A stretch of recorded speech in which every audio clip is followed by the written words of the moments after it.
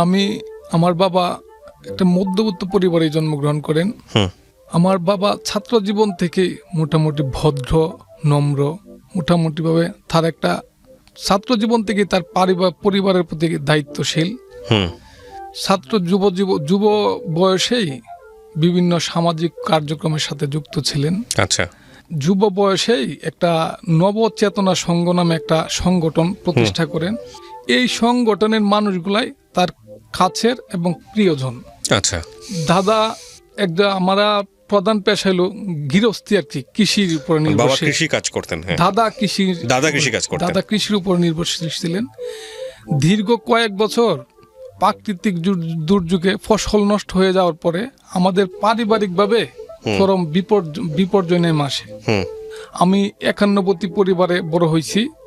পরিবারের যখন বিভিন্ন সমস্যায় জর্জরিত, ঠিক আমার 2-3 বছরের বয়সের মাথায় আমার বাবা পরিবারের ভাগ্য উন্নয়নের জন্য 1986 সালে প্রবাসে চলে যান।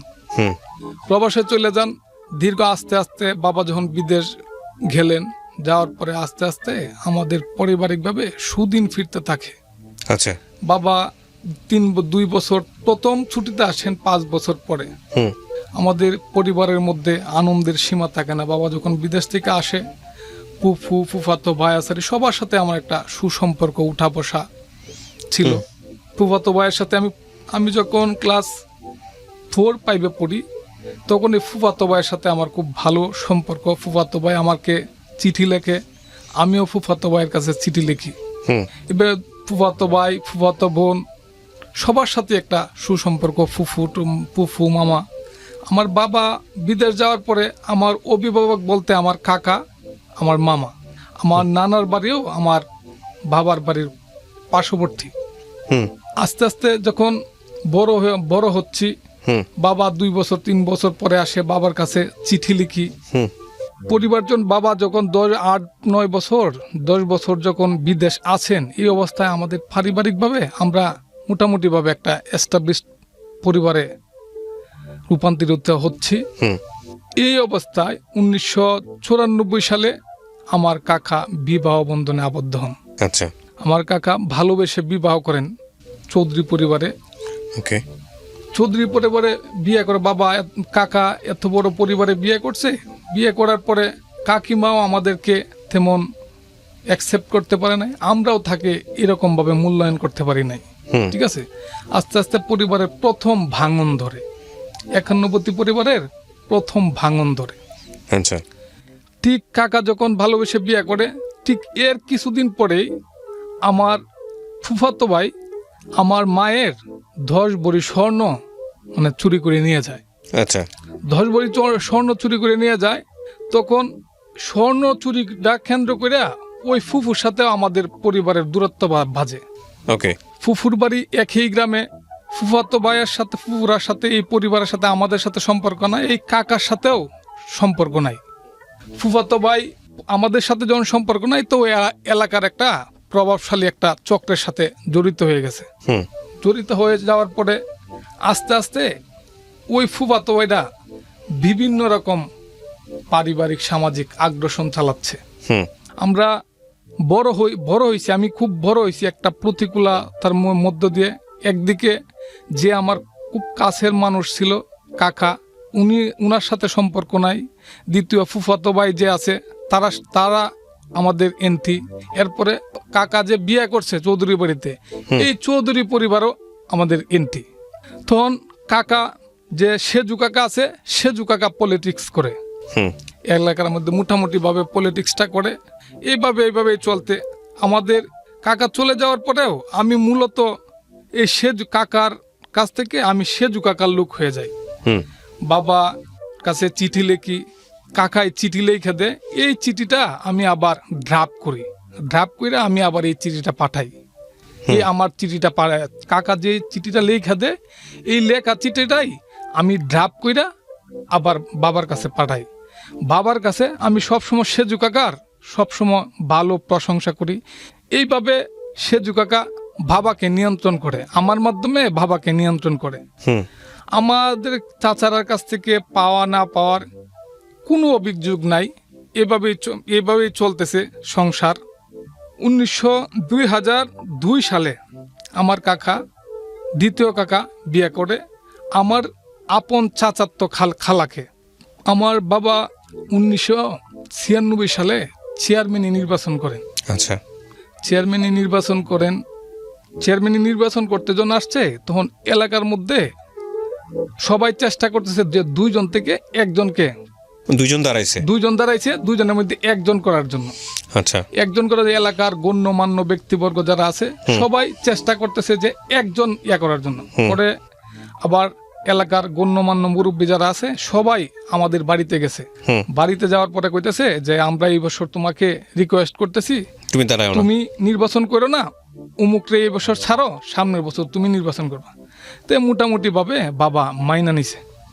মাইনা নেওয়ার পরে বাবা বলছে যে আপনারা আমার বাড়িতে দাওয়াত খাইবেন, আগামীকালকে আমার বাড়িতে দাওয়াত খাইবেন, ঠিক আছে, আমি নির্বাচন করব না। তখন কি করছে, মুরুক টুরুক কিনতে গেছে, বিকালবেলা বাজার টাজার করবে, অনেক টাকার বাজার টাজার করবে, এলাকার গণ্যমান্য ব্যক্তিবর্গকে খাওয়াবে। কিন্তু তখন এই অবস্থায় মানে এন্ট্রি পক্ষ, বাবার যে এন্ট্রি পক্ষ আছে, ওরা বলতেছে যে না, এইভাবে হবে না, আপনারাও নির্বাচন করেন, আমিও নির্বাচন করি। এই মুহূর্তে তখন তো মানে এটা একটা প্রতিহিংসা পর্যায়ে চলে গেছে। নির্বাচনটা প্রতিহিংসা পর্যায়ে চলে গেছে। আমার বাবা নির্বাচনের রানিং অবস্থায়, নির্বাচন চলতেছে, আমার বাবা জানে যে নির্বাচনটা ফেল করবে, পরাজয় বরণ করবে। তখন এই মুহূর্তে আমার বাবা আবার বিদেশ, রানিং অবস্থা আমার বাবা আবার বিদেশ চলে গেছে। গিয়া 2 মাসের ছুটি আসিল, এটারে আরো 2 মাস মানে ভাড়ায় নিয়ে আসছে।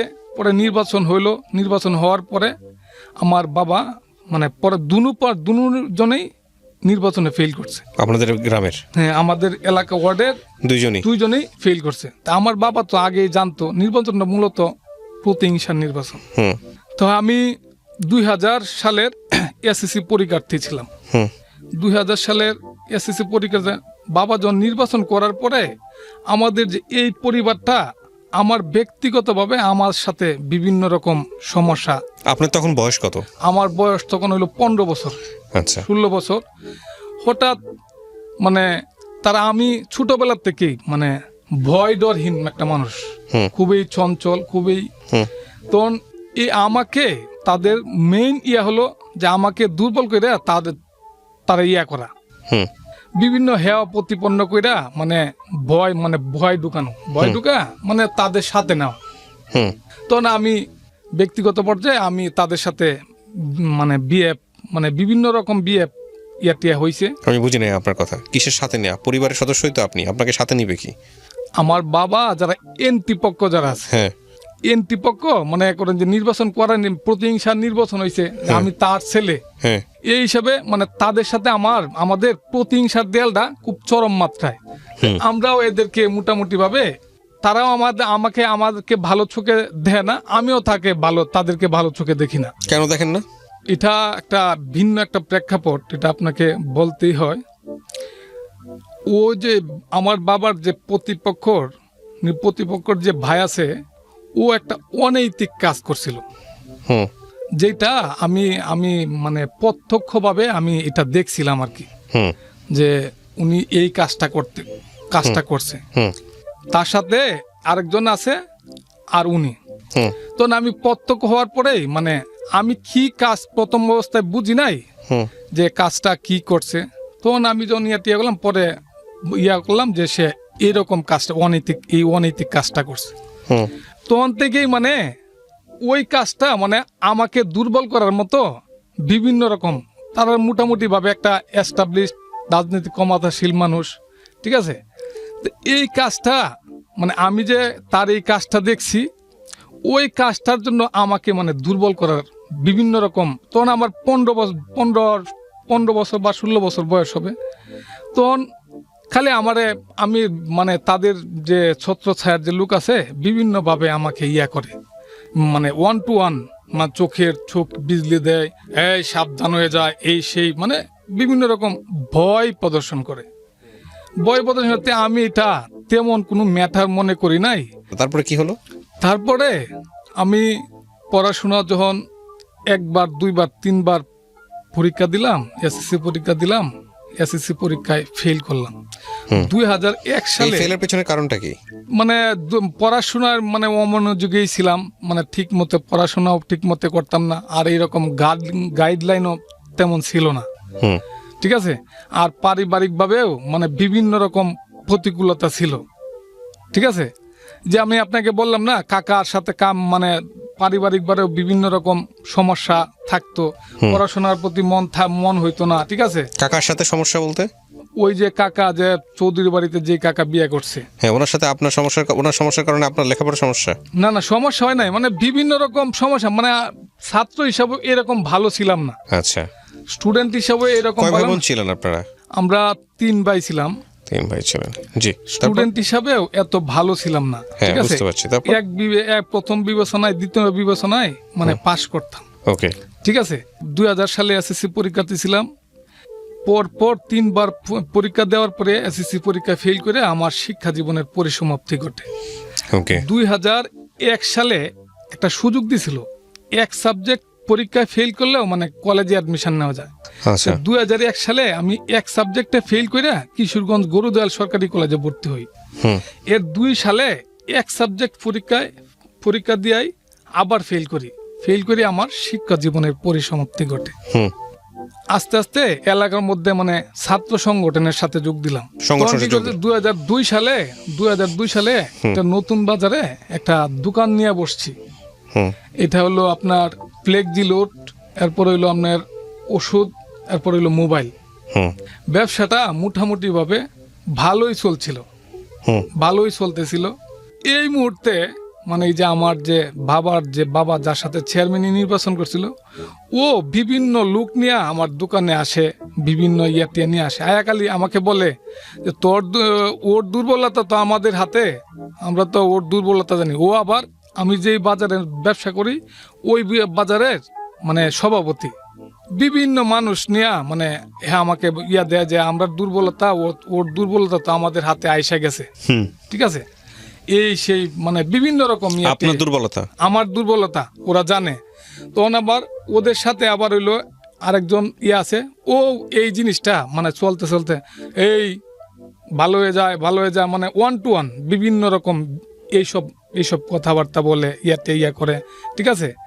তখন আমি কি করলাম, আমার বাবার বন্ধু হিসাবে একজনকে আমি বাবার বন্ধুরে আমি এই বিষয়টা খুললে বললাম যে কাকা এটা 2000 সালে কাকা ও এরকম একটা কাজ করছিল, এটা আমি দেখছিলাম। এরপর থেকে ও আমার সাথে বিভিন্নভাবে এই পরিবারটা আমার সাথে বিভিন্নভাবে এরকম ভাবে ইয়াটিয়া করে, ঠিক আছে। আমার ভয় দেহা, আমার দুর্বলতা দেহা, ইয়াটিয়া দেহায়, ঠিক আছে। তখন রাত্রে আসে মোবাইল করতে আসে, আমার দোকানে আসে মোবাইল করতে আসে, 10 মিনিট 20 মিনিট ফোন করে আবার ফোনটা রেখাইটা আবার 1 মিনিট ফোন করে দেয়, ঠিক আছে। ফোন করে দেওয়ার পরে মানে আমার দেয় যে 2 মিনিট 3 মিনিট কথা কইছে, ঠিক আছে। এইভাবে আমার খুব করতেছে, ঠিক আছে।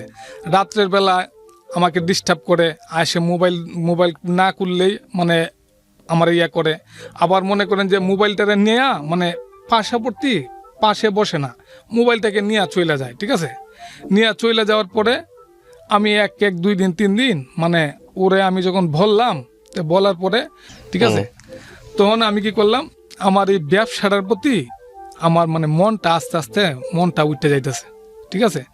আমি আমার বাপেরে খুব চাপ দিতেছি যে আমার যেভাবে হোক আমার বিদেশ নেন, আমার বিদেশ না নিলে আমি করতাম না, আমার বিদেশ নিতে হইব। আমার বাবা ওই জায়গার মধ্যে সৌদি আরবে আবার একটা গাড়ি কিনছিল, ওই গাড়িটাকে আবার মনে করেন যে নিজের নামে ছিল, এই গাড়িটা আবার বিক্রি করে দেওয়ার পরে যখন তার হাতে গেছে সে আবার একটা অ্যাক্সিডেন্ট করে ফেলছে। এই মামলা আমার বাপের কাঁধের মধ্যে পড়ছে। আমি এই দিক দিয়ে আমি বাবারে প্রচণ্ডভাবে চাপ দিতেছি যে আমাকে যেইভাবে হোক বিদেশ নিতে হইব, আমি বিদেশ ছাড়া আমি এই দেশে থাকতাম না, ঠিক আছে, আমার বিদেশ নেন, ঠিক আছে। তখন বাবা অনেক চেষ্টা করতেছে কিন্তু কোনো চেষ্টাই মানে পারতেছে না। বাবা শুধু বাড়িতে যে বলে শুধু এরকম কি হয়েছে, কি ঘটনা ঘটছে যে আমার এরকম ভাবে চাপ দিতেছে বিদেশ যাওয়া লাগবে, বিদেশ নিতেই হবে, কি হয়েছে। আমি তো আর এই কথা বলি নাই, আমি শুধু বাবার বন্ধু হিসেবে ইসলাম কাকার এই মানে প্রকৃত ঘটনাটা খুলে বলি, ঠিক আছে। কুইলা বলি বাবা বিদেশ, আমাকে শেষ পর্যন্ত বিদেশ নিতে পারে নাই। তখন আমারে বলছে যে পাসপোর্ট করার জন্য টাসপোর্ট করলাম, বিদেশ যাব। তখন দোকানটাও আস্তে আস্তে দোকানটাও ক্লোজ করে ফেললাম। দোকানটা যখন ক্লোজ করে ফেললাম, আস্তে আস্তে দোকান ছেড়ে দিলাম। আমার আগে যখন মনে করেন যে আস্তে আস্তে দোকানটা ছেড়ে দিছি, তখনই আস্তে আস্তে মানে আগে দোকান রানিং অবস্থায় টুকটাক মনে করেন যে স্টিক হিসাবে নেশা টেশা করতাম। আচ্ছা, কি খাইতেন? সিগারেটের ভিতরে ভইরা আপনার মনে করেন যে স্টিক বানায় শুরু করা আর কি। এটা 2001 সাল থেকেই শুরু হয়েছে। দোকান ব্যবসা যখন ছাইড়া দিলাম, বিদেশেও যখন যাইতে পারলাম না, তখন মানে আস্তে আস্তে আস্তে আস্তে মানে নেশার জগতে পুরা বেবুরি হয়ে গেছি। এলাকার মধ্যে ঘোরাফেরা করি, ঠিক আছে। সিগারেট স্টিক টুক খাই। পরে আস্তে আস্তে আস্তানার মধ্যে মানে নেশা করি, গাজার নেশা। এরপর হইলো আপনার মদের নেশা। বন্ধু বান্ধব নিয়ে উড়াদুরা কইরা ঘোরাফেরা করি। ট্রলার দিয়া মনে করেন যে যাই গিয়াসউদ্দিন কাকার বাড়িতে, মদ খায়া আসি। বন্ধু বান্ধব যে আছে এই চিৎকার করি, কবিতা আবৃত্তি করি, বিভিন্ন রকম কবিতা আবৃত্তি করি। আবার মনে করেন যে কিছু মানে কবিতার মতো কিছু মিনিং সেন্টেন্স বানায়া মনে করেন যে এই দিয়েও আবৃত্তি করি, ঠিক আছে। এবার মোটামুটি এইভাবে এই নেশার জগতে আস্তে আস্তে যখন নেশা খাইতে জি জড়াই বললেন, আস্তে আস্তে নেশার জগতে জড়িয়ে পড়তেছেন। হ্যাঁ, আস্তে আস্তে নেশার জগতে জড়িয়ে পড়ি। এইভাবে নেশার জগতে যখন জড়িয়ে যায়, তখন মনে করেন যে আস্তে আস্তে মনে করেন যে একবারে নেশার জগতে হারাই যাচ্ছি। নিজের যে একটা কোনো অস্তিত্ব আছে, এটাও আস্তে আস্তে ভুইলা যাচ্ছি। নিজের যে একটা জগৎ আছে, এই জগৎটাও আমি ভুইলা ফেলাইতেছি, ঠিক আছে। নেশা টেশা করি। বাবা মনে করেন যে 24 বছর পরে একবারে শেষ করে বাবা বিদেশ থেকে আসছে বাড়িতে। আর আমি যে নেশা টেশা করি, মানে আমি সবচেয়ে বেশি আমার জন্য খুব ডিস্টার্ব ফিল করছে আমার মা। আমি মারে খুব ডিস্টার্ব করছি। এই টাকা লাগবেই, ঠিক আছে। আর টাকাটা আমার জন্মের পর থেকে আমি টাকার কোনো অভাব দেখি নাই, ঠিক আছে। মানে টাকার কোনো অভাব দেখি নাই। আর বিভিন্ন রকম নেশা টেশা করে আসি। আস্তে আস্তে নেশার পাশাপাশি নেশার জগতে যখন জড়ায় যায়, এইভাবে মানে জীবনটা যে আসলে কিছু করতে হবে, মানে জীবনটা এইভাবে জীবন যাবে না, এটা মানে তেমন কোনো কাজ করে নাই। মাথায় সেন্সটা কাজ করে না, এই সেন্সটা আছে না যে আমার কিছু। তবে বারবার বাবা 24 বছর পরে বাবা বাড়িতে আসছে, দেশে আসার পরে দেহে আমাদের পরিবার তো আস্তে আস্তে যে পরিবার ছিল সব আলাদা হয়ে গেছে। তার 2টা সন্তান, আমরা যে 2টা সন্তান আছি, এই 2টা সন্তানের কেউই মনে করেন যে এসএসসিটাও পাস করতে পারি নাই। খুব ইম্পর্টেন্ট পয়েন্ট। হ্যাঁ, কি বাবা যখন বিদেশ থেকে আসছে, আয়সা 24 বছর বাবা বিদেশ করে আসছে, 24 বছর বিদেশ করে আসা দেখে মানে আমি আমার ভাই 2 জনের মধ্যে একজনও এসএসসিটাও পাস করতে পারি নাই। তখন 2010 সাল মানে এমনিতেই মানে চেষ্টা করছি, খালি ঘর থেকে শুধু কইরা টাকা পয়সা নেই যে এইটা করুম দেন চাকরি বাকরি করতেছি, কিছু একটা করতেছি। আসলে চাকরি টাকরি কিছু করি না, শুধু ফাঁকি মানে মিথ্যা কথা বলে টাকা নেই নিয়ে মনে করেন যে 7 দিন 10 দিন গেলে মানে টাকা শেষ, আর চাকরি টাকরিরও কোনো ইয়াটিয়া নাই। আর এরকমও কোনো গাইডলাইন নাই যে আমাকে একটা গাইডলাইন দিবে বা সঠিক কোনো একটা গাইডলাইন পাবো বা আমাদেরকে তাই না তুলবে, এরকমও কেউ নাই। আস্তে আস্তে সব হারায় ফেলাইছি, ঠিক আছে। 2000 সালে একটা মামলার মধ্যে পড়ি। এই মামলার মধ্যে আমাদের দূর সম্পর্কের একটা আত্মীয় আমাদের এই মামলার মধ্যে পড়ে, ঠিক আছে। 2000 সালে একটা মামলার মধ্যে পড়ি। এই মামলার মধ্যে আসামি হয়, তো ওর সাথে মোটামুটি একটা মামলার হাজিরা দেই। প্রায় 7-8 বছরে একসাথে মামলার হাজিরা দিছি। হাজিরা দেওয়ার পরে তার সাথে একটা ভালো সম্পর্ক চলতেছে। তো ওরে বললাম যে একটা কিছু তো করতে হইব, তে কেমনে কি করি কিছুই তো মাথার মধ্যে কিছুই তো আসতেছে না, একটা কিছু করলে ইয়া করে। পরে কইতাছে ও আমারে বলতেছে যে ওই জায়গার মধ্যে তো ও তো মানে আমি শুনছি যে ফল মানে সার্টিফিকেট, এসএসসি ইন্টারমিডিয়েট সার্টিফিকেট দুইটা মানে ও নাকি এই এসএসসি ইন্টারমিডিয়েট এরকম সার্টিফিকেট বানায়, সার্টিফিকেট নাকি ওর টাকার মাধ্যমে ও দেয়, ঠিক আছে। তে দেখ দুইটা এসএসসি ইন্টারমিডিয়েট দুইটা সার্টিফিকেট লইয়া দেখ কোনো একটা কিছু নি করতে পারোস, ঠিক আছে। তো 2010 সাল দুইটা সার্টিফিকেট সংগ্রহ করলাম। আচ্ছা, 2 নম্বর সার্টিফিকেট। 2 নম্বর সার্টিফিকেট, দুইটা সার্টিফিকেট সংগ্রহ করলাম যে কোনো একটা কিছু করুম। আর মানে ওষুধ কোম্পানির একজন এসআর, ওষুধ কোম্পানির একটা এসআর নামটা হলো ওই ভাইয়ের সাথে আমার পরিচয়। ওই ভাইয়ের মাধ্যমে কাজলা গ্রামের এসএম ওষুধ কোম্পানি RSM উনার সাথে আমার পরিচয় হয়। উনি বলছে যে আমাকে নিবে। তখন মানে এই যে ইয়ার মধ্যে আইসা আমার বলছে যে 15 দিন ট্রেনিং করতে হবে। ওষুধ কোম্পানিতে যখন আসছি, আসার পরে 15 দিন ট্রেনিং করছি। ট্রেনিং করা অবস্থায় আমি মোটামুটিভাবে 10 দিন ট্রেনিং করার পরে ওই যে যার মাধ্যমে আমি সার্টিফিকেট দুইটা সংগ্রহ করছি ওরও দুইটা সার্টিফিকেটের টাকা দেওয়া হয়েছে, মানে টাকা দেয় নাই, ঠিক আছে। তখন কি করছে, ও আমারে ফোন দিছে যে ওই যে তোর যে সার্টিফিকেট যা যেন থেকে লইছস আমার সার্টিফিকেটগুলাও আমার খুব দরকার, এখন ওই লোক নাকি ঢাকায় আছে, ঠিক আছে। তো তুই ভাই যেভাবে হোক সার্টিফিকেটটি সংগ্রহ কর, আমার খুব দরকার। ওকে। তখন আমি কি করলাম, আমার ট্রেনিং শেষ হওয়ার পরে ওই লোকে ওই ব্লু কারে আমাকে ফোন দিল। ফোন দেওয়ার পরে আমি ওর সার্টিফিকেটটি কালেক্ট করলাম। কালেক্ট করার পরে ওই যে সলিমে বলতেছে যে সলিমের ভাইয়ের কাছে ওই সার্টিফিকেটগুলা দিয়ে আসার জন্য। তখনও কি আপনি ড্রাগ নেন? হ্যাঁ, তখনও এই ইয়ার সাথে আমি যুক্ত আছি, ঠিক আছে, যুক্ত আছি। তখন আমি তো ওর আমার কাছের মানুষ, মানে 7-8 বছর একসাথে মানে মামলার হাজিরা দিছি, সম্পর্ক ভালো। ও এটা এই সার্টিফিকেটগুলা সংগ্রহ করছে, আমিও ওই সার্টিফিকেটগুলো সংগ্রহ করছি। তো আমার 10 দিন ট্রেনিং অবস্থায়, ওষুধ কোম্পানির ট্রেনিং অবস্থায় ওই ব্লুকারে ফোন দিছে। তো ওর এটা আমি সংগ্রহ করলাম। তখন আমার আবার ঢাকা শহরে আমি অত বেশি চিনিও না, তখন আমার অনেকটা ভয় লাগছে। তখন বলতেছে যে এই ইয়াটা আমার ভাইয়ের কাছে ওই সার্টিফিকেটটা দুইটা দিয়ে আস, আমারও একটা কিছু করতে হবে, ঠিক আছে। তখন ওর ভাই আবার এএসআই আমি ওর কাছে দিয়ে আসলাম।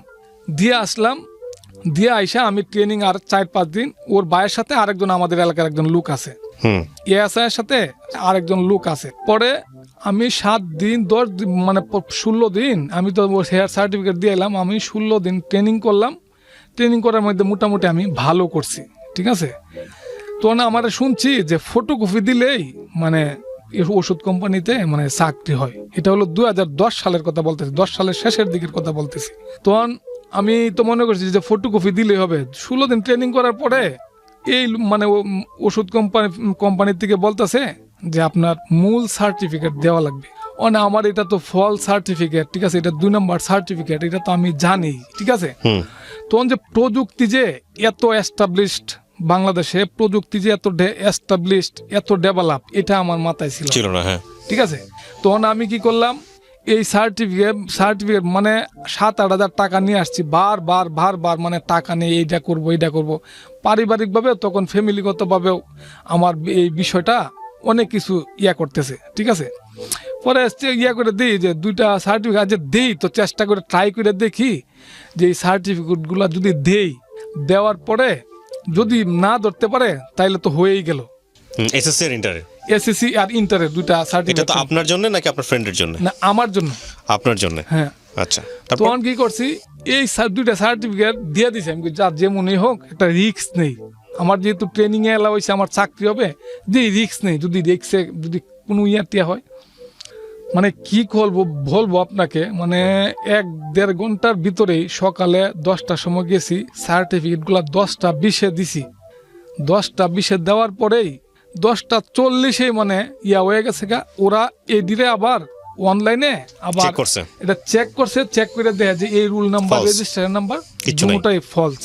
তখন আমারে কি করছে, এই পুলিশে দিয়ে দিব একটা এমন একটা উড়াউড়ি শব্দ ইয়া হইতেছে যে মার মার কাট কাট, মানে আমারে অ্যারেস্ট করে পুলিশ নিয়ে আসে, এই অ্যারেস্ট করে দইরা ইয়া টিয়া করে আমারে 10:30টার সময় আমারে নিয়ে একটা ঘরের মধ্যে রুমের মধ্যে বন্দি করে রাখছে।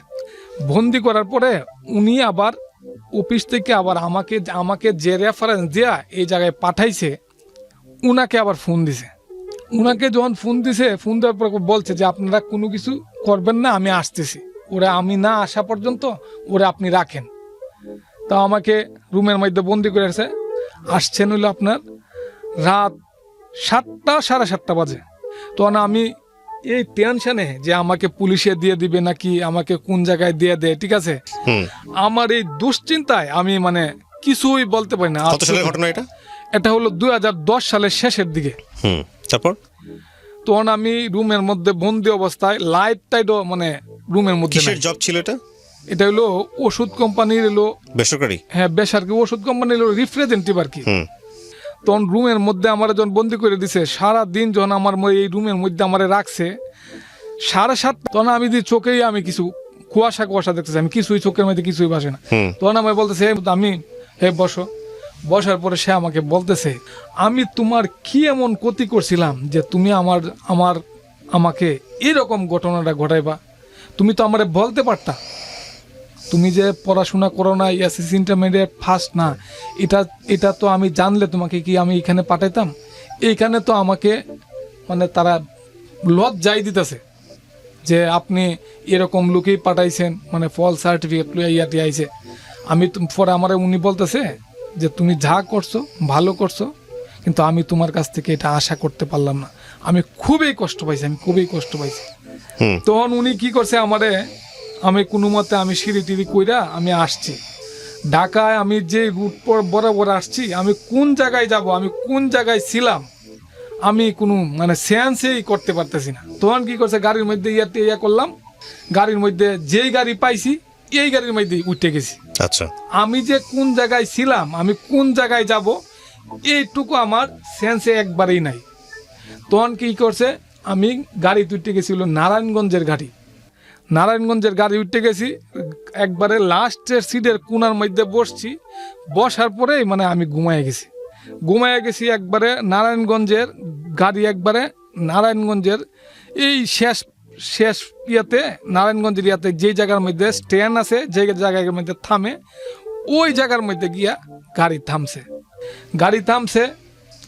থামার পরে আমি সব যাত্রী তো চলে গেছে, সবাই ইয়া করে গেছে। আমি যে এখানে আছি, গাড়ির হেল্পার কেউ বলতে পারে না। আমি সারা রাত এইভাবে সেন্সলেস অবস্থায়, মানে গুম অবস্থায়, মানে আমি সারা রাত এই গাড়িতে ছিলাম। কেউ হয়তো আমার অনেকেই মনে করছে যে কোনো নেশা টেশা কইরা এখানে আসছে কি না, ঠিক আছে। তখন আমি আসলে কোনো কিছু ইয়াতে কোনো, এই যে আমার সারাদিন আবদ্ধ করে রাখছে, আমি কিছু ইয়াতে আর জীবনে এরকম পরিস্থিতির মুখোমুখি হই নাই, ঠিক আছে। আমার মনে হয়েছে যে আমার পুলিশে দিয়ে দিবে।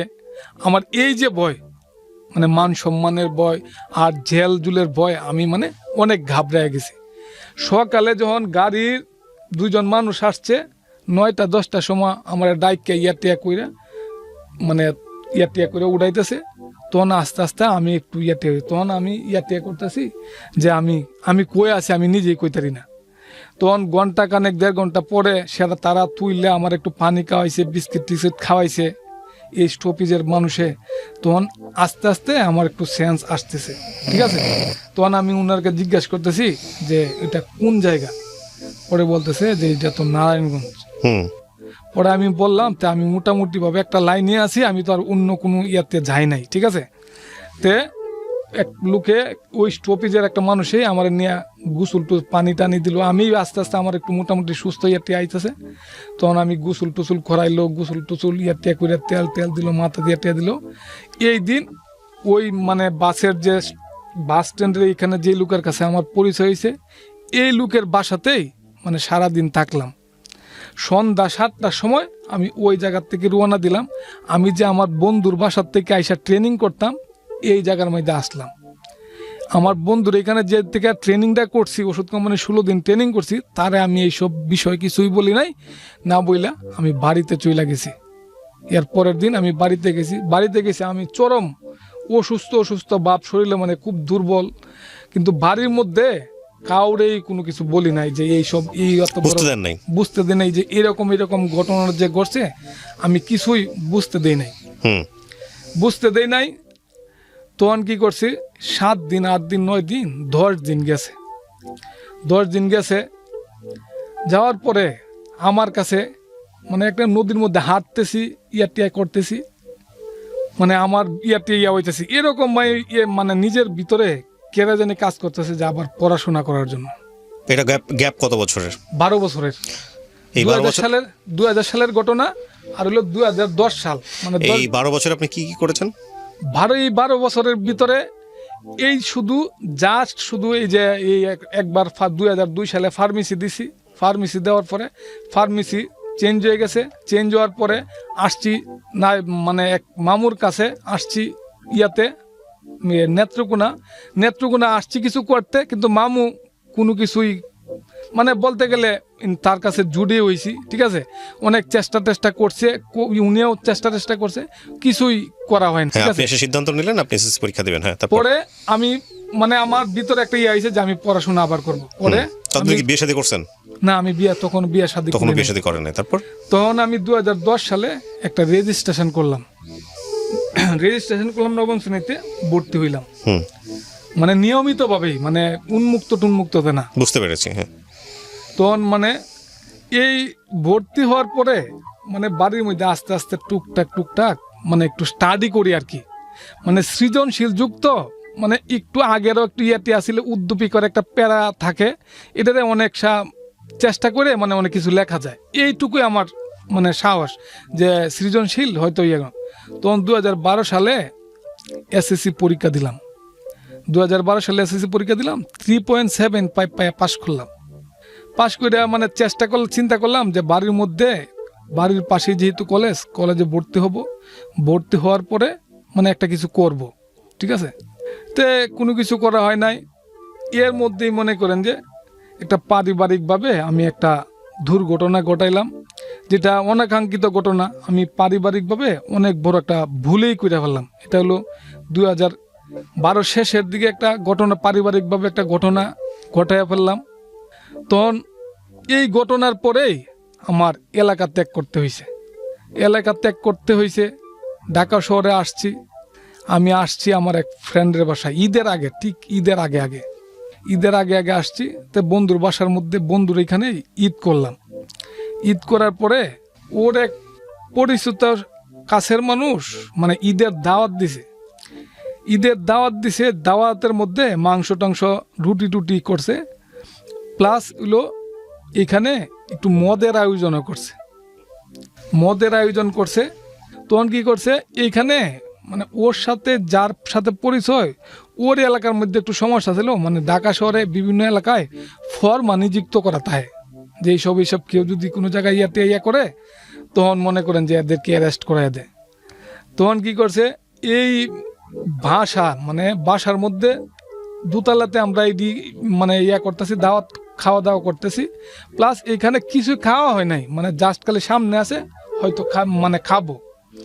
এই মুহূর্তেই মনে করেন যে 2জন সাব ইন্সপেক্টর, একজন ইন্সপেক্টর, পুলিশ সহ মানে বাসার মধ্যে গিয়ে উপস্থিত মনে করেন যে আমাদের 2 বন্ধুরে দূরে আনছে, আর যার বাসার থেকে করলাম আমাকেও অ্যারেস্ট করে নিয়ে আসছে। ওই বাসার থেকে টাইনে নিয়ে আসছে আমার যে বন্ধুর বাসায় আসছি, ওই বন্ধুর 2 জনের হাতেই হ্যান্ডকাপ পরাইছে।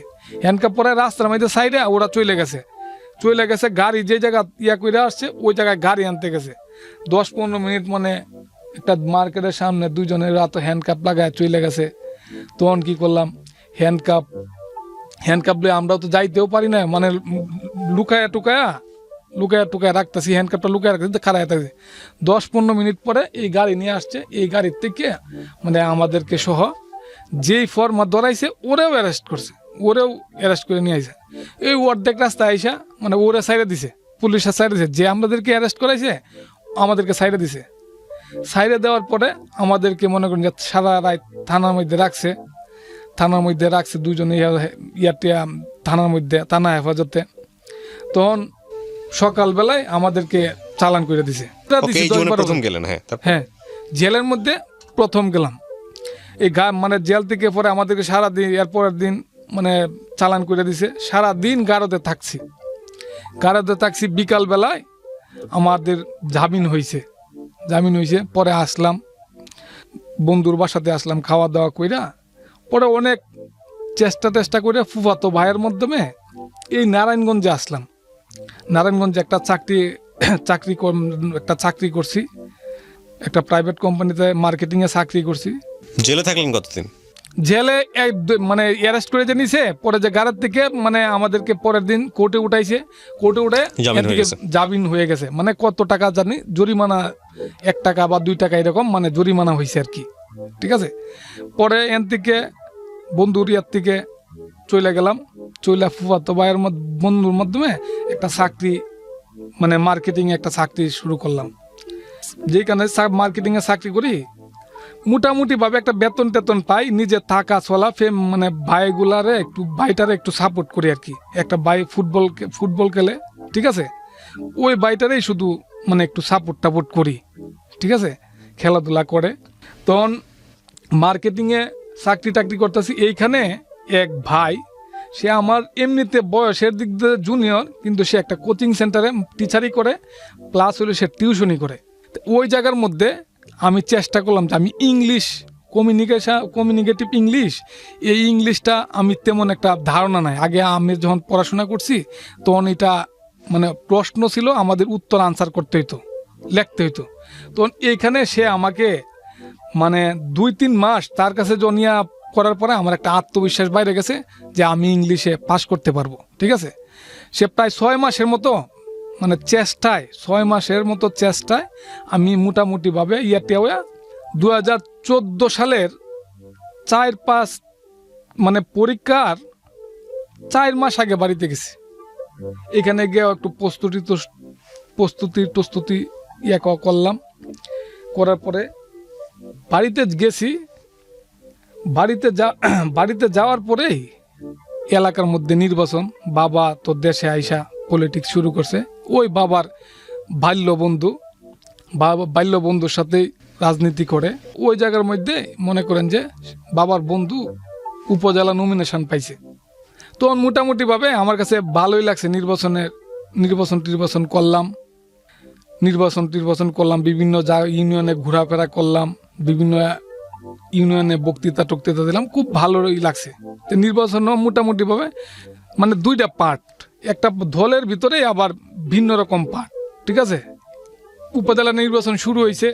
উপজেলা নির্বাচন শুরু হওয়ার পরে নির্বাচন করলাম। তখন আমার ভিতরে এইরকম কোনো ধারণা ছিল না। আমার কাকাও মানে পলিটিক্স করে 2010 সালে উনি একটা সংগঠনের দায়িত্ব পায়।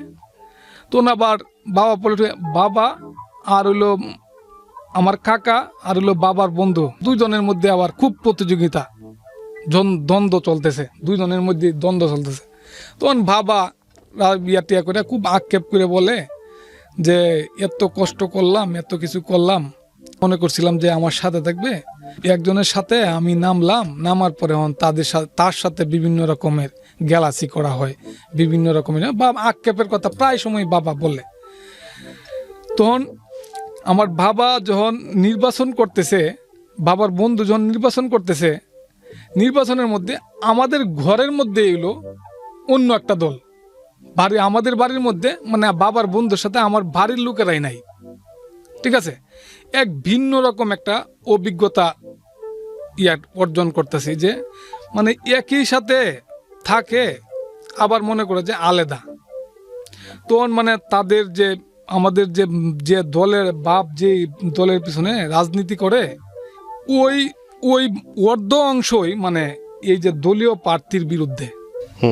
তো নির্বাচনটা মূলত যেমন এরকম একটা, যেমন আপনি আমাকে কয়েকটা কোশ্চেনের অ্যান্সার দেন। প্রথম কথা হচ্ছে যে আপনার বাবার কি অর্থ সম্পত্তি ছিল? জি আপনাকে মানুষ করার মতো প্রপারলি? জি ছিল। কয় ভাই বোন আপনারা? আমরা 3 ভাই। আপনি বড় সবার? জি। তো বড় ভাই হিসেবে আপনার জীবনটা যে এরকম হলো, এই যে ড্রাগের দিকে যাওয়া, এসএসসিতে 3বার ফেল করা, তারপর আপনি সব পরেরবার চেষ্টা করে পাশ করেছেন। তো এটার পেছনে আসলে দায়ী কে? দায়ী এটা আমি মানে একটা মানুষের তো এরকম কোনো ইয়া থাকে না, মানে নিজের মানে দায়ী বলতে নিজে দায়ী বলতে নিজে হয়তো মানে এরকম ভাবে মনোনিবেশ ছিল না, ঠিক আছে, মানে স্টুডেন্ট হিসেবে এরকম ভালো ছিলাম না, বা এরকম যদি মানে আমরা যদি মানে ভালোভাবে যদি গাইডলাইন যদি পাওয়া যাইতো হয়তো মানে একটা পর্যায়ে যাইতে পারতাম। আচ্ছা, ঠিক আছে। বাবা না থাকলে কাকার উপরে 91 পরিবারের কাকার উপরে এই তো আপনার নির্ভরশীল বাবা ছিল। কোথায় ছিল ওই সময়? আমার বাবা সৌদি আরবে ছিল 24 বছর। 24 বছর। জি। আপনার মা কি মোটামুটি লেখাপড়াওয়ালা আমার ছিলেন? মা লেখাপড়া তেমন না, প্রাইমারি স্কুল পর্যন্ত হয়তো পড়াশোনা করছে, খুব ধার্মিক, ঠিক আছে। আচ্ছা, মা অল্প শিক্ষিত হইলেও মা খুব চেষ্টা করছে যেন আমরা মানুষের মতো মানুষ হই, আমরা পড়াশোনা করি, তার দিক দিয়ে মানে কোনো ত্রুটি ছিল না। আচ্ছা। তো আপনি আজকে গল্পটা কেন বলতে আসলেন? আমাদের যারা শ্রোতা আছে তাদেরকে কেন বলতে আসলেন? না, অনেক কিছুই আছে তো, মানে পারিবারিক কিছু বিষয় টিষয় আছে যেগুলা মানে এই যে এত কিছু করার পরে এই যে চাকরি বাকরি করতেছি, 2012 সাল থেকে চাকরি বাকরি করতেছি, ফ্যামিলিগত কিছু ঘাত প্রতিঘাত আছে। আচ্ছা, আপনি আমাকে এটা বলেন যে আপনার এই ঘাত প্রতিঘাতে আমরা নাই বা গেলাম, আপনি আমাকে বলেন আপনি এখন কি করছেন, কি করেন আপনি? আমি একটা কনস্ট্রাকশন ফার্মে। আপনি যদি লেখাপড়া ঠিক মতো করতেন, আপনি যদি এই সব ইলেকশন এগুলাতে যদি সময় না ব্যয় করতেন, বা সময় ব্যয় করলেও আপনার ক্যারিয়ারে যদি ক্ষতি না করতেন, পড়াশোনার যদি ক্ষতি না করতেন, তাহলে আপনার জীবনটাকে আরো ভালো হতে পারতো। এটাই গল্পটা আসলে এটাই।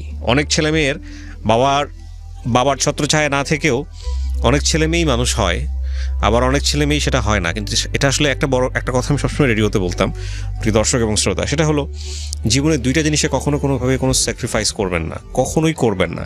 এই দুটো জিনিস কখনো রিটার্ন আসে না, বাকি সমস্ত কিছুই মোটামুটি রিটার্ন আসে। একটা হচ্ছে ক্যারিয়ার, আর একটা হচ্ছে এডুকেশনের ব্যাপারে যদি কোনো স্যাক্রিফাইস করেন, এডুকেশনের ব্যাপারে যদি কখনো গাফলতি করেন, এটা আপনাকে ভালো ক্যারিয়ারের দিকে নেবে না। আর ভালো ক্যারিয়ার যদি আপনার না থাকে তাহলে ভালো জীবন হবে না। খুব সিম্পল। বাকি বিষয় যেগুলো এসছে, পারিবারিক বলেন, পারিপার্শ্বিক বলেন, প্রেম ঘটিত বিষয় বলেন, অন্য বিষয়গুলো বলেন, এগুলোর গ্যাপ পূরণ হয়ে যায় কোনো না কোনোভাবে, কেউ না কেউ চলে আসে জীবনে।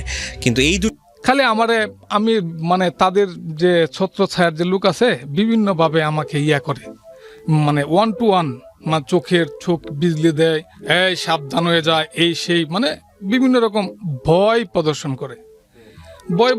আমি এটা তেমন কোনো ম্যাটার মনে করি নাই। তারপরে কি হলো?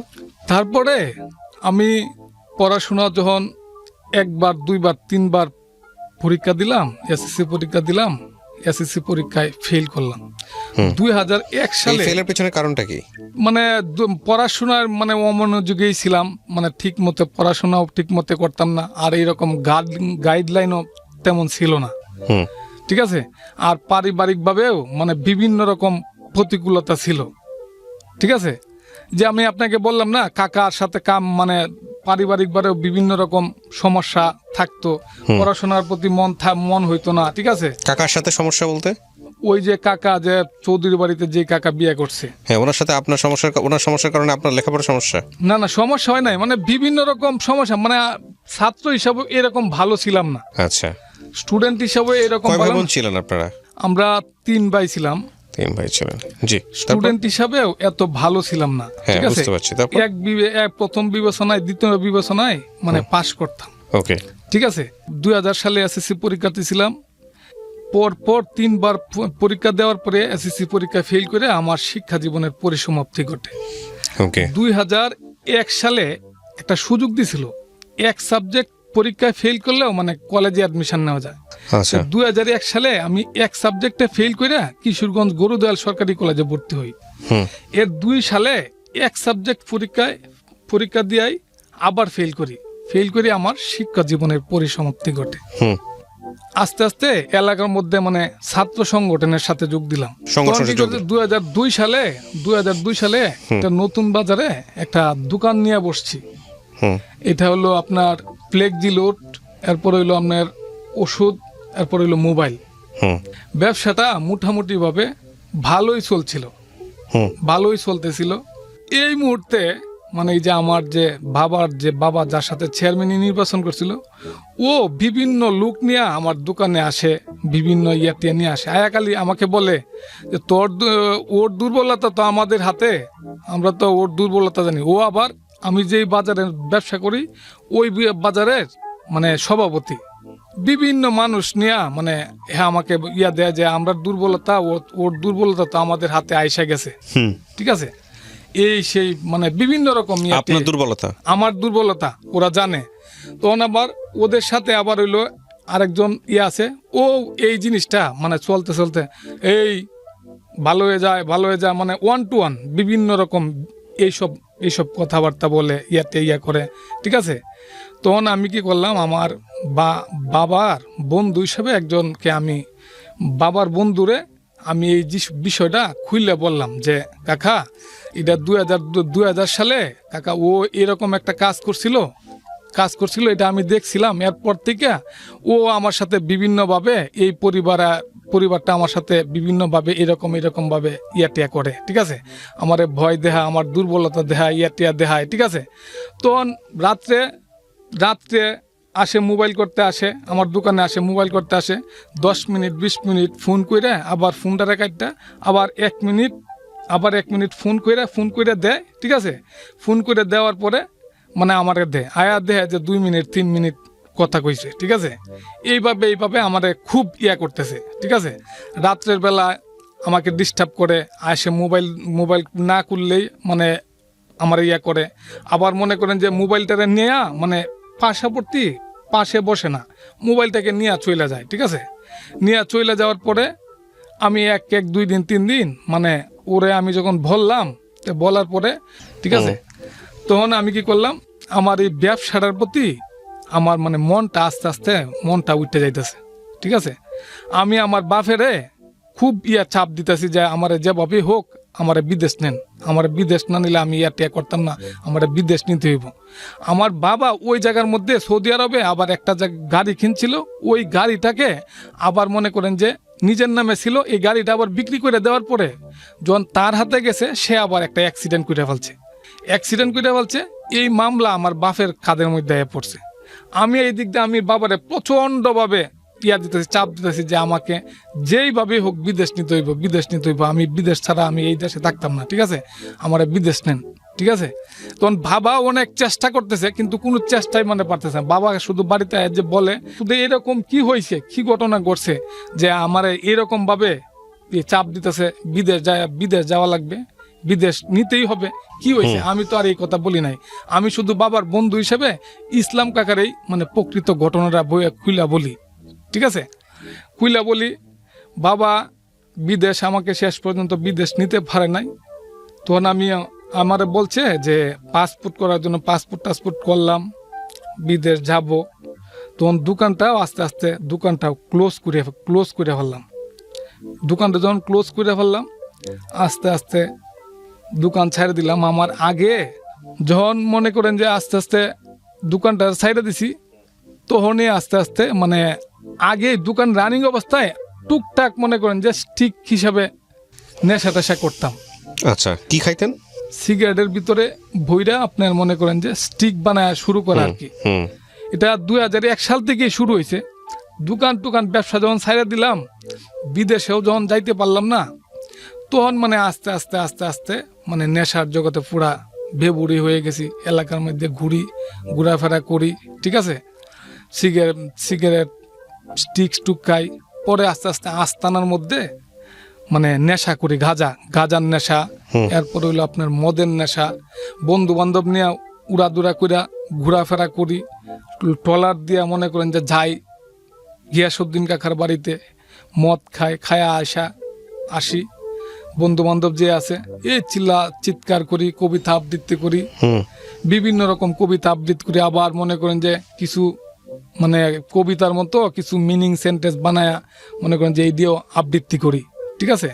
এবার মোটামুটি এইভাবে এই নেশার জগতে আস্তে আস্তে যখন নেশা খাইতে বললেন আস্তে আস্তে নেশার জগতে জড়িয়ে পড়তেছেন। হ্যাঁ, আস্তে আস্তে নেশার জগতে জড়িয়ে পড়ি। এইভাবে নেশার জগতে যখন জড়িয়ে যায় তখন মনে করেন যে আস্তে আস্তে মনে করেন যে একবারে নেশার জগতে হারাই যাচ্ছি। নিজের যে একটা কোনো অস্তিত্ব আছে এটাও আস্তে আস্তে ভুইলা যাচ্ছি। হুম নিজের যে একটা জগৎ আছে এই জগৎটাও আমি বুইলা ফেলাইতেছি। ঠিক আছে, নেশা টেশা করি, বাবা মনে করেন যে 24 বছর পরে পরে একবারে শেষ করে বাবা বিদেশ থেকে আসছে বাড়িতে। আর আমি যে এই নেশা টেশা করি, মানে আমি সবচেয়ে বেশি আমার জন্য খুব ডিস্টার্ব ফিল করছে আমার মা। আমি মারে খুব ডিস্টার্ব করছি। এই টাকা, মানে টাকা লাগবেই, ঠিক আছে। আর টাকাটা আমার জন্মের পর থেকে আমি টাকার কোনো অভাব দেখি নাই, ঠিক আচ্ছা। আছে। মানে টাকার কোনো অভাব দেখি নাই। আর বিভিন্ন রকম নেশা টেশা করে আসি। আস্তে আস্তে নেশার পাশাপাশি নেশার জগতে যখন জড়ায় যাই, তো এইভাবে মানে জীবনটা যে আসলে কিছু করতে হবে, মানে জীবনটা এইভাবে জীবন যাবে না, এটা মানে তেমন কোনো কাজ করে নাই। কাজ করে মাথায় সেন্সটা কাজ করে না। এই সেন্সটা আছে না যে আমার কাছে। তবে বারবার বাবা 24 বছর পরে বাবা বাড়িতে আসছে, দেশে আসছে। দেশে আসার পরে দেহে আমাদের পরিবার তো আস্তে আস্তে যে পরিবার ছিল সব আলাদা হয়ে গেছে। তার 2টা সন্তান, আমরা যে 2টা সন্তান আছি, এই 2টা সন্তানের কেউই মনে করেন যে এসএসসিটাও পাস করতে পারি নাই। খুব ইম্পর্টেন্ট পয়েন্ট। হ্যাঁ, কি বাবা যখন বিদেশ থেকে আসছে, আয়সা 24 বছর বাবা বিদেশ করে আসছে, 24 বছর বিদেশ করে আসা দেখে মানে আমি আমার ভাই 2 জনের মধ্যে একজনও এসএসসিটাও পাস করতে পারি নাই। হুম তখন 2010 সাল, মানে এমনিতেই মানে চেষ্টা করছি খালি ঘর থেকে শুধু ইয়া কইরা টাকা পয়সা নেই যে এইটা করুম এইটা করুম, দেন চাকরি বাকরি করতেছি, কিছু একটা করতেছি। আসলে চাকরি টাকরি কিছু করি না, শুধু ফাঁকি মানে মিথ্যা কথা বলে টাকা নেই নিয়ে মনে করেন যে 7 দিন 10 দিন গেলে মানে টাকা শেষ, আর চাকরি টাকরিরও কোনো ইয়াটিয়া নাই। আর এরকমও কোনো গাইডলাইন নাই যে আমাকে একটা গাইডলাইন দিবে বা সঠিক কোনো একটা গাইডলাইন পাবো বা আমাদেরকে তাই না তুলবে, এরকমও কেউ নাই। আস্তে আস্তে সব হারায় ফেলাইছি, ঠিক আছে। 2000 সালে একটা মামলার মধ্যে পড়ি। এই মামলার মধ্যে আমাদের দূর সম্পর্কের একটা আত্মীয় আমাদের এই মামলার মধ্যে পড়ে, ঠিক আছে। 2000 সালে একটা মামলার মধ্যে পড়ি। এই মামলার মধ্যে আসামি হয়, তো ওর সাথে মোটামুটি একটা মামলার হাজিরা দেই। প্রায় 7-8 বছরে একসাথে মামলার হাজিরা দিছি। হাজিরা দেওয়ার পরে তার সাথে একটা সুসম্পর্ক, ভালো সম্পর্ক চলতেছে। তো ওরে বললাম যে একটা কিছু তো করতে হইব, তে কেমনে কি করি কিছুই তো মাথার মধ্যে কিছুই তো আসতেছে না, একটা কিছু করলে ইয়া করে। পরে কইতাছে, ও আমারে বলতেছে যে ওই জায়গার মধ্যে ও তো মানে আমি শুনছি যে মানে সার্টিফিকেট, এসএসসি ইন্টারমিডিয়েট সার্টিফিকেট 2টা মানে ও নাকি এই এসএসসি ইন্টারমিডিয়েট এরকম সার্টিফিকেট বানায়, সার্টিফিকেট নাকি ওর টাকার মাধ্যমে ও দেয়, ঠিক আছে। তো দেখ 2টা এসএসসি ইন্টারমিডিয়েট 2টা সার্টিফিকেট লইয়া দেখ কোনো একটা কিছু করতে পারোস, ঠিক আছে। তো 2010 সাল 2টা সার্টিফিকেট সংগ্রহ করলাম। আচ্ছা, 2 নম্বর সার্টিফিকেট, 2টা সার্টিফিকেট সংগ্রহ করলাম যে কোনো একটা কিছু করুম। আর মানে ওষুধ কোম্পানির একজন এসআর, ওষুধ কোম্পানির একটা এসআর নামটা হলো, ওই ভাইয়ের সাথে আমার পরিচয়। ওই ভাইয়ের মাধ্যমে কাজলা গ্রামের এসএম ওষুধ কোম্পানি RSM, উনার সাথে আমার পরিচয় হয়। উনি বলছে যে আমাকে নিবে। তখন মানে এই যে ইয়ার মধ্যে আইসা আমার বলছে যে 15 দিন ট্রেনিং করতে হবে। ওষুধ কোম্পানিতে যখন আসার পরে 15 দিন ট্রেনিং করছি। ট্রেনিং করা অবস্থায় আমি মোটামুটিভাবে 10 দিন ট্রেনিং করার পরে ওই যে যার মাধ্যমে আমি সার্টিফিকেট 2টা সংগ্রহ করছি, ওরও 2টা সার্টিফিকেটের টাকা দেওয়া হয়েছে, মানে টাকা দেয় নাই, ঠিক আছে। তখন কি করছে, ও আমারে ফোন দিছে যে ওই যে তোর যে সার্টিফিকেট যা যেন থেকে লইছস, আমার সার্টিফিকেটগুলাও আমার খুব দরকার, এখন ওই লোক নাকি ঢাকায় আছে, ঠিক আছে, তো তুই ভাই যেভাবে হোক সার্টিফিকেটটি সংগ্রহ কর, আমার খুব দরকার। ওকে। তখন আমি কি করলাম, আমার ট্রেনিং শেষ হওয়ার পরে ওই লোকে ওই ব্লু কারে আমাকে ফোন দিল। ফোন দেওয়ার পরে আমি ওর সার্টিফিকেটটি কালেক্ট করলাম। কালেক্ট করার পরে ওই যে সলিমে বলতেছে যে সলিমের ভাইয়ের কাছে ওই সার্টিফিকেটগুলা দিয়ে আসার জন্য। তখন কি আপনি ড্রাগ নেন? হ্যাঁ হ্যাঁ, তখনও এই ইয়ার সাথে আমি যুক্ত আছি, ঠিক আছে, যুক্ত আছি। তখন আমি তো ওর আমার কাছের মানুষ, মানে 7-8 বছর একসাথে মানে মামলার হাজিরা দিছি, সম্পর্ক ভালো। ও এটা এই সার্টিফিকেটগুলো সংগ্রহ করছে, আমিও ওই সার্টিফিকেটগুলো সংগ্রহ করছি।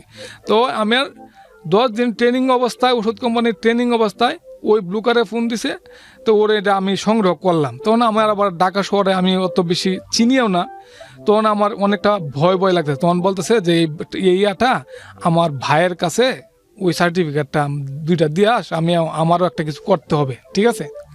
তখন ওর ভাই আবার এএসআই, আমি ওর কাছে দিয়ে আসলাম, দিয়ে আইসা আমি ট্রেনিং আর 4-5 দিন ওর ভাইয়ের সাথে আরেকজন আমাদের এলাকার একজন লোক আছে, এএসআই এর সাথে আরেকজন লোক আছে। পরে আমি 7 দিন 10 দিন মানে 16 দিন আমি তো হেয়ার সার্টিফিকেট দিয়ে এলাম। আমি 16 দিন ট্রেনিং করলাম। ট্রেনিং করার মধ্যে মোটামুটি আমি ভালো করছি, ঠিক আছে। তখন আমার শুনছি যে ফটোকপি দিলেই মানে ওষুধ কোম্পানিতে মানে চাকরি হয়। এটা হলো 2010 সালের কথা বলতেছি, 10 সালের শেষের দিকের কথা বলতেছি। তখন আমি তো মনে করছি যে ফটোকপি দিলেই হবে। 16 দিন ট্রেনিং করার পরে এই মানে ওষুধ কোম্পানির থেকে বলতেছে যে আপনার মূল সার্টিফিকেট দেওয়া লাগবে। না, আমার এটা তো ফল সার্টিফিকেট, ঠিক আছে, এটা 2 নম্বর সার্টিফিকেট, এটা তো আমি জানি, ঠিক আছে। তখন যে প্রযুক্তি যে এত এস্টাবলিশড, বাংলাদেশে প্রযুক্তি যে এত এস্টাবলিশড, এত ডেভেলপ, এটা আমার মাথায় ছিল না, হ্যাঁ, ঠিক আছে। তখন আমি কি করলাম, এই সার্টিফিকেট মানে 7-8 হাজার টাকা নিয়ে আসছি, বারবার মানে টাকা নিয়ে এইটা করব। পারিবারিকভাবে তখন ফ্যামিলিগতভাবেও আমার এই বিষয়টা অনেক কিছু করতেছে, ঠিক আছে। পরে করে দিই যে 2টা সার্টিফিকেট যে দিই, তো চেষ্টা করে ট্রাই করে দেখি যে এই সার্টিফিকেটগুলো যদি দেওয়ার পরে যদি না ধরতে পারে তাইলে তো হয়েই গেল। এসএসসি আর ইন্টারের 2টা সার্টিফিকেট। এটা আপনার জন্য নাকি আপনার ফ্রেন্ডের জন্য? না, আমার জন্য। আপনার জন্য, হ্যাঁ। আচ্ছা, তখন কি করছি, এই 2টা সার্টিফিকেট দিয়ে দিছি। আমি যা যেমনই হোক একটা রিস্ক নেই, আমার যেহেতু ট্রেনিং এ এলা হয়েছে, আমার চাকরি হবে, যে রিস্ক নেই, যদি কোনো টিয়া হয়। মানে কি বলবো আপনাকে, মানে 1-1.5 ঘন্টার ভিতরেই সকালে 10টার সময় গেছি, সার্টিফিকেটগুলো 10টা 20-এ দিছি। 10টা 20-এ দেওয়ার পরেই 10টা 40-এ মানে হয়ে গেছে গা। ওরা এই দিলে আবার অনলাইনে আবার এটা চেক করে দেখে যে এই রুল নাম্বার, রেজিস্ট্রেশন নাম্বার দুটোই ফলস। তখন আমারে কি করছে, এই পুলিশে দিয়ে দিব একটা এমন একটা উড়াউড়ি শব্দ হইতেছে যে মার কাট, মানে আমারে অ্যারেস্ট করে পুলিশ নিয়ে আসে, এই অ্যারেস্ট করে দইরা টিয়া করে আমারে 10:30টার সময় আমারে নিয়ে একটা ঘরের মধ্যে রুমের মধ্যে বন্দি করে রাখছে। বন্দি করার পরে উনি আবার অফিস থেকে আবার আমাকে যে রেফারেন্স দিয়া এই জায়গায় পাঠাইছে, উনাকে আবার ফোন দিছে। উনাকে যখন ফোন দেওয়ার পর বলছে যে আপনারা কোনো কিছু করবেন না, আমি আসতেছি, ওরা আমি না আসা পর্যন্ত ওরা আপনি রাখেন। তা আমাকে রুমের মধ্যে বন্দি করে আসছেন হইলো আপনার রাত 7টা 7:30 বাজে। তখন আমি এই টেনশনে যে আমাকে পুলিশে দিয়ে দিবে নাকি আমাকে কোন জায়গায় দিয়ে দেয়, ঠিক আছে, আমার এই দুশ্চিন্তায় আমি মানে কিছুই বলতে পারি না। কত সালের ঘটনা এটা? এটা হলো 2010 সালের শেষের দিকে। তারপর তখন আমি রুমের মধ্যে বন্দি অবস্থায়, লাইটও মানে রুমের মধ্যে। কিসের জব ছিল এটা? এটা হলো ওষুধ কোম্পানির, হলো বেসরকারি, হ্যাঁ বেসরকারি ওষুধ কোম্পানির রিপ্রেজেন্টেটিভ আর কি। তখন রুমের মধ্যে আমার যখন বন্দি করে দিছে, সারাদিন যখন আমার এই রুমের মধ্যে আমার রাখছে 7:30, তখন আমি চোখেই আমি কিছু কুয়াশা দেখতেছি, আমি কিছুই চোখের মধ্যে কিছুই বাসে না। তখন আমার বলতেছে আমি বসার পরে সে আমাকে বলতেছে, আমি তোমার কি এমন ক্ষতি করছিলাম যে তুমি আমাকে এরকম ঘটনাটা ঘটাইবা? তুমি তো আমারে বলতে পারতা, তুমি যে পড়াশোনা করো না, এসএসসি ইন্টারমিডিয়েট ফার্স্ট না, এটা তো আমি জানলে তোমাকে কি আমি এখানে পাঠাইতাম? এইখানে তো আমাকে মানে তারা লজ্জাই দিতেছে, যে আপনি এরকম লোকেই পাঠাইছেন, মানে ফল সার্টিফিকেট ইয়াতে আইছে। পরে আমার উনি বলতেছে যে তুমি যা করছো ভালো করছো, কিন্তু আমি তোমার কাছ থেকে এটা আশা করতে পারলাম না। আমি খুবই কষ্ট পাইছি। তখন উনি কি করছে আমারে, আমি কোনো মতে আমি সিঁড়ি টিড়ি কইরা আমি আসছি ঢাকায়। আমি যে রুট পর বরাবর আসছি, আমি কোন জায়গায় যাব, আমি কোন জায়গায় ছিলাম, আমি কোনো মানে সেন্সেই করতে পারতেছি না। তখন কি করছে, গাড়ির মধ্যে ইয়া করলাম, গাড়ির মধ্যে যেই গাড়ি পাইছি এই গাড়ির মধ্যে উঠে গেছি। আচ্ছা, আমি যে কোন জায়গায় ছিলাম, আমি কোন জায়গায় যাব, এইটুকু আমার সেন্সে একবারেই নাই। তখন কি করছে, আমি গাড়ি উঠতে গেছিল নারায়ণগঞ্জের গাড়ি উঠতে গেছি, একবারে লাস্টের সিটের কোনার মধ্যে বসছি। বসার পরেই মানে আমি ঘুমায় গেছি একবারে। নারায়ণগঞ্জের গাড়ি একবারে নারায়ণগঞ্জের এই শেষ ইয়াতে, নারায়ণগঞ্জের ইয়াতে যে জায়গার মধ্যে স্ট্যান্ড আছে, যে জায়গার মধ্যে থামে, ওই জায়গার মধ্যে গিয়া গাড়ি থামার পরে আমি সব যাত্রী তো চলে গেছে, সবাই ইয়াতে করে গেছে। আমি যে এখানে আছি, গাড়ির হেল্পার কেউ বলতে পারে না। আমি সারা রাত এইভাবে সেন্সলেস অবস্থায়, মানে গুম অবস্থায়, মানে আমি সারা রাত এই গাড়িতে ছিলাম। কেউ হয়তো আমার অনেকেই মনে করছে যে কোনো নেশা টেশা কইরা এখানে আসছে কিনা, ঠিক আছে। তখন আমি আসলে কোনো কিছু ইয়াতে কোনো, এই যে আমার সারাদিন আবদ্ধ করে রাখছে, আমি কিছু ইয়াতে আর জীবনে এরকম পরিস্থিতির মুখোমুখি হই নাই, ঠিক আছে। আমার মনে হয়েছে যে আমার পুলিশে দিয়ে দিবে। আমার এই যে ভয়, মানে মান সম্মানের ভয় আর জেল জুলের ভয়, আমি মানে অনেক ঘাবড়ায় গেছি। সকালে যখন গাড়ির দুজন মানুষ আসছে 9টা-10টার সময়, আমার ডাইককে ইয়াটিয়া করে উড়াইতেছে, তখন আস্তে আস্তে আমি একটু তখন আমি করতেছি যে আমি কই আছি আমি নিজেই কইতারি না। তখন ঘন্টা কানেক 1.5 ঘন্টা পরে সেটা তারা তুইলে আমার একটু পানি খাওয়াইছে, বিস্কিট টিস্কিট খাওয়াইছে এই স্টপেজের মানুষে। তখন আস্তে আস্তে আমার একটু সেন্স আসতেছে, ঠিক আছে। তখন আমি ওনারকে জিজ্ঞাসা করতেছি যে এটা কোন জায়গা, পরে বলতেছে যে এটা তো নারায়ণগঞ্জ। পরে আমি বললাম তে আমি মোটামুটি ভাবে একটা লাইনে আছি, আমি তো আর অন্য কোনো ইয়াতে যাই নাই, ঠিক আছে। তে এক লোকে ওই স্টপেজের একটা মানুষে আমার নিয়ে গোসল পানি টানি দিল। আমি আস্তে আস্তে আমার একটু মোটামুটি সুস্থ ইয়াতে আইতেছে। তখন আমি গোসল টুসুল করাইলো, ইয়াতে করে তেল দিল, মাথা দিয়ে দিল। এই দিন ওই মানে বাস স্ট্যান্ডের এখানে যে লোকের কাছে আমার পরিচয় হয়েছে, এই লোকের বাসাতেই মানে সারাদিন থাকলাম। সন্ধ্যা 7টার সময় আমি ওই জায়গার থেকে রওনা দিলাম। আমি যে আমার বন্ধুর বাসার থেকে আইসা ট্রেনিং করতাম, এই জায়গার মধ্যে আসলাম। আমার বন্ধুর এখানে যে থেকে ট্রেনিংটা করছি, ওষুধ কোম্পানি 16 দিন ট্রেনিং করছি, তারে আমি এইসব বিষয় কিছুই বলি নাই, না বইলা আমি বাড়িতে চলে গেছি। এর পরের দিন আমি বাড়িতে গেছি আমি চরম অসুস্থ ভাব, শরীরে মানে খুব দুর্বল। কিন্তু বাড়ির মধ্যে কাউরেই কোনো কিছু বলি নাই যে বুঝতে দেয় নাই যে এরকম ঘটনা যে ঘটছে, আমি কিছুই বুঝতে দেই নাই। তখন কি করছি, 7 দিন 8 দিন 9 দিন 10 দিন গেছে। 10 দিন গেছে যাওয়ার পরে আমার কাছে মানে একটা নদীর মধ্যে হাঁটতেছি, টিয়া করতেছি, মানে আমার ইয়া হইতেছি এরকম মানে নিজের ভিতরে কেরা জানি কাজ করতেছে যে আবার পড়াশোনা করার জন্য। এটা গ্যাপ কত বছরের? 12 বছরের। 2000 সালের ঘটনা, আর হলো 2010 সাল। মানে এই 12 বছর আপনি কি করেছেন? 12 বছরের ভিতরে এই শুধু এই যে এই একবার 2002 সালে ফার্মেসি দিছি। ফার্মেসি দেওয়ার পরে ফার্মেসি চেঞ্জ হয়ে গেছে। চেঞ্জ হওয়ার পরে আসছি না, মানে এক মামুর কাছে আসছি ইয়াতে নেত্রকোনা আসছি কিছু করতে, কিন্তু মামু কোনো কিছুই মানে বলতে গেলে তার কাছে জুড়ে হয়েছি, ঠিক আছে। অনেক চেষ্টা করছে, উনিও চেষ্টা করছে, কিছুই করা হয় না। সিদ্ধান্ত নিলেন আপনি এসএসসি পরীক্ষা দিবেন। হ্যাঁ, পরে আমি মানে আমার ভিতরে একটা ইয়ে হয়েছে যে আমি পড়াশোনা আবার করবো। পরে বিয়ে শাদী করছেন? না, আমি তখন বিয়ে শাদী করেন নাই। তারপর তখন আমি 2010 সালে একটা রেজিস্ট্রেশন করলাম। নবম শ্রেণীতে ভর্তি হইলাম, মানে নিয়মিত ভাবেই, মানে উন্মুক্ত না। বুঝতে পেরেছি। হ্যাঁ, তখন মানে এই ভর্তি হওয়ার পরে মানে বাড়ির মধ্যে আস্তে আস্তে টুকটাক মানে একটু স্টাডি করি আর কি, মানে সৃজনশীল যুক্ত, মানে একটু আগেরও একটু ইয়াটি আসলে উদ্যপী করে একটা প্যারা থাকে, এটাতে অনেক চেষ্টা করে মানে অনেক কিছু লেখা যায়। এইটুকুই আমার মানে সাহস যে সৃজনশীল হয়তো ইয়ে। তখন 2012 সালে এসএসসি পরীক্ষা দিলাম। 2012 সালে এসএসসি পরীক্ষা দিলাম, 3.75 পায়ে পাশ করলাম। পাশ করে মানে চিন্তা করলাম যে বাড়ির পাশে যেহেতু কলেজে ভর্তি হব, ভর্তি হওয়ার পরে মানে একটা কিছু করব, ঠিক আছে। তে কোনো কিছু করা হয় নাই। এর মধ্যেই মনে করেন যে একটা পারিবারিকভাবে আমি একটা দুর্ঘটনা ঘটাইলাম, যেটা অনাকাঙ্ক্ষিত ঘটনা। আমি পারিবারিকভাবে অনেক বড় একটা ভুলেই করে ফেললাম। এটা হলো 2012 শেষের দিকে একটা ঘটনা, পারিবারিকভাবে একটা ঘটনা ঘটাইয়া ফেললাম। তখন এই ঘটনার পরেই আমার এলাকা ত্যাগ করতে হয়েছে। ঢাকা শহরে আসছি।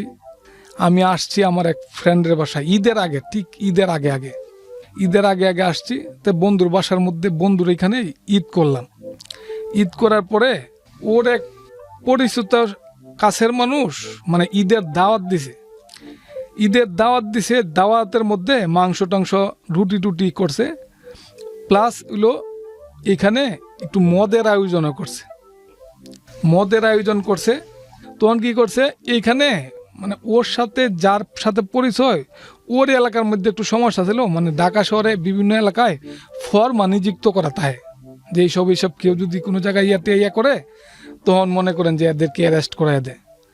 তখন কি করছে, এই বাসার মধ্যে দোতলাতে আমরা মানে করতেছি, খাওয়া দাওয়া করতেছি, প্লাস এখানে কিছু খাওয়া হয় নাই, মানে জাস্ট খালি সামনে আছে হয়তো খাবো। এই মুহূর্তেই মনে করেন যে 2জন সাব ইন্সপেক্টর, একজন ইন্সপেক্টর, পুলিশ সহ মানে বাসার মধ্যে গিয়ে উপস্থিত মনে করেন যে আমাদের 2 বন্ধুরে ধরে আনছে। আর যার বাসার থেকে করলাম, আমাকেও অ্যারেস্ট করে নিয়ে আসছে, ওই বাসার থেকে টাইনে টুইনে নিয়ে আসছে আমার যে বন্ধুর বাসায় আসছি, ওই বন্ধুর 2 জনের হাতেই হ্যান্ডকাপ পরায় রাস্তার মধ্যে সাইডে ওরা চলে গেছে। গাড়ি যে জায়গা করে আসছে, ওই জায়গায় গাড়ি আনতে গেছে। 10-15 মিনিট মানে একটা মার্কেটের সামনে 2 জনের হাতে হ্যান্ডকাপ লাগায় চলে গেছে। তখন কি করলাম, হ্যান্ডকাপ আমরাও তো যাইতেও পারি না, মানে লুকায়া টুকায়া রাখতেছি, হ্যান্ডকাপটা লুকায় রাখতেছি, খাড়ায় থাকছে।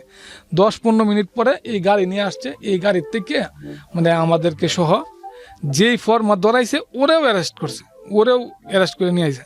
এই অর্ধেক রাস্তা আইসা মানে ওরে সাইডে দিছে, পুলিশের সাইডে দিছে, যে আমাদেরকে অ্যারেস্ট করাইছে আমাদেরকে সাইডে দিছে।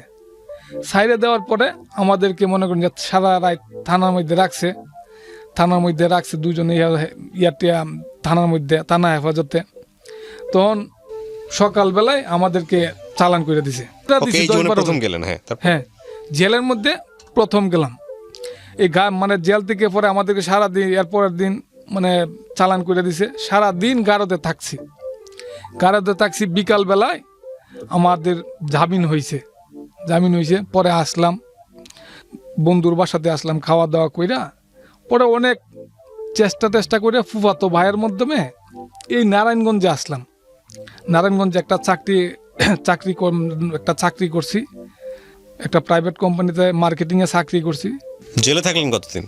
জেলে মানে অ্যারেস্ট করে নিছে। পরে যে গাড়ির থেকে মানে আমাদেরকে পরের দিন কোর্টে উঠে জামিন হয়ে গেছে। মানে কত টাকা জানি জরিমানা, 1 টাকা বা 2 টাকা এরকম মানে জরিমানা হয়েছে আর কি, ঠিক আছে। পরে এন থেকে বন্ধুর থেকে চলে গেলাম। ফুফাতো ভাইয়ের বন্ধুর মাধ্যমে একটা চাকরি, মানে মার্কেটিংয়ে একটা চাকরি শুরু করলাম।